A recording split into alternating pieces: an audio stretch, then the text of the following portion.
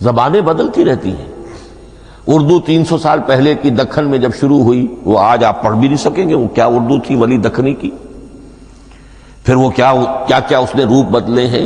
اب وہ اردو کس شکل میں ہے, فارسی کن کن شکلوں میں رہی ہے, مختلف انگریزی کتنی شکلیں بدل گئی ہیں, لیکن عربی قائم ہے.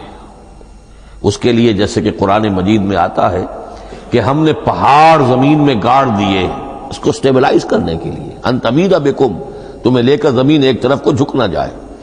تو جس طرح یہ پہاڑ جو ہیں سٹیبلائزنگ ایفیکٹ رکھتے ہیں اس زمین کے لیے, اسی طریقے سے قرآن سٹیبلائزر ہے عربی زبان کا. اس کے اندر جو ایک ٹھہراؤ اور جماؤ پیدا کیا ہے یہ قرآن مجید کا احسان عظیم ہے. تعارف قرآن کے ضمن میں اگلی گفتگو قرآن کے اسماء و صفات. عربوں کا ایک خاص ذوق تھا, اور ظاہر بات ہے کہ اللہ تعالیٰ نے جب قرآن نازل کیا ہے تو عربوں کے ذوق کو بھی مد نظر رکھا ہے. ان کا ذوق کیا تھا, جس چیز سے انہیں محبت ہوتی تھی اس کے وہ بہت سے نام رکھتے تھے. گھوڑے کے لیے ہزاروں لفظ مل جائیں گے آپ کو, شیر کے لیے 5000 الفاظ مل جائیں, تلوار کے لیے 5000 الفاظ مل جائیں. یعنی اس شے کی جو بھی صفت ہے اس صفت کے اعتبار سے ایک نام, کوئی اور صفت ہے اس صفت کے ایک اور نام.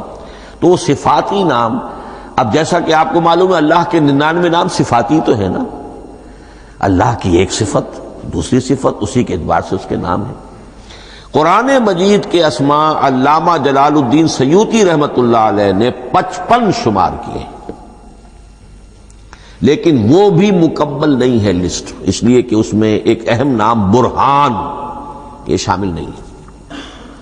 ان میں سے جو اہم اسماء ہے وہ میں آپ کو سنا دیتا. القرآن, جس پر گفتگو بعد میں ہوگی, اس لیے کہ سب سے زیادہ ایک رائے یہ ہے کہ یہ تو اس میں جامد ہے, اس میں علم ہے قرآن کے لیے, پراپر ناؤن ہے. الکتاب, الذکر, الہدی, النور, الفرقان, کلام اللہ, الوحی, روحا من امرنا.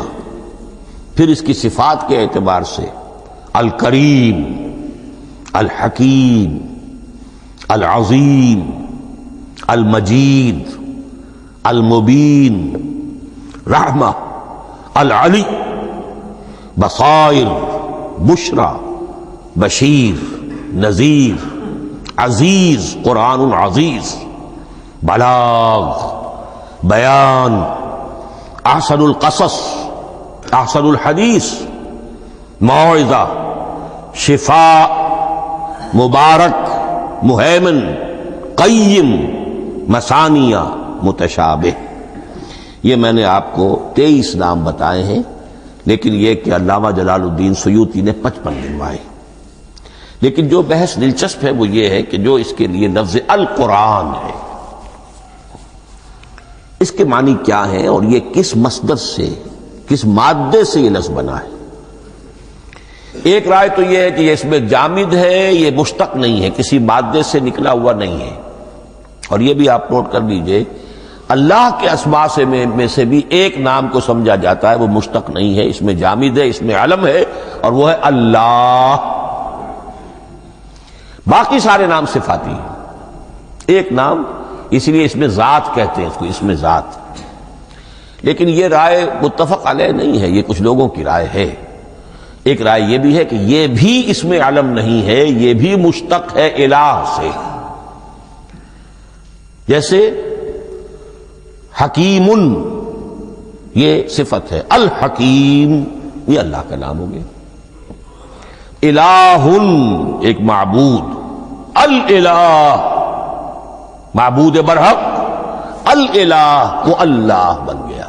ایک رائے یہ. لیکن یہی اسی طریقے سے نوٹ کیجئے کہ قرآن مجید کے بارے میں بھی ایک رائے یہ کہ القرآن اس میں علم ہے, پراپر ناؤن ہے, یہ جامد ہے, یہ مشتق نہیں ہے, کسی اور مادے سے نکلا نہیں. لیکن جو اکثریت کی رائے ہے جس پر تقریباً اجماع ہے وہ یہ ہے کہ نہیں, یہ اس میں جامد نہیں, اس میں مشتق ہے. لیکن پھر دو رائے ہیں کہ مادہ کیا ہے. ایک قرن, قاف را نون, اور ایک قرا, قاف را حمزہ. یہ دو مختلف مادوں کے بارے میں رائے ہے کہ قرآن ان سے نکلا ہے. قرن کہتے ہیں کسی چیز کا قریب ہو جانا، جڑ جانا، مل جانا۔ یہ حج کی جو 3 شکلیں ہیں، حج تمتع ہے، حج قران ہے اور حج افراد ہے۔ قران کیا ہے؟ ایک ہی احرام میں عمرہ بھی اور حج بھی دونوں کو جمع کر لیا جائے، تو یہ حج قران ہے۔ اسی سے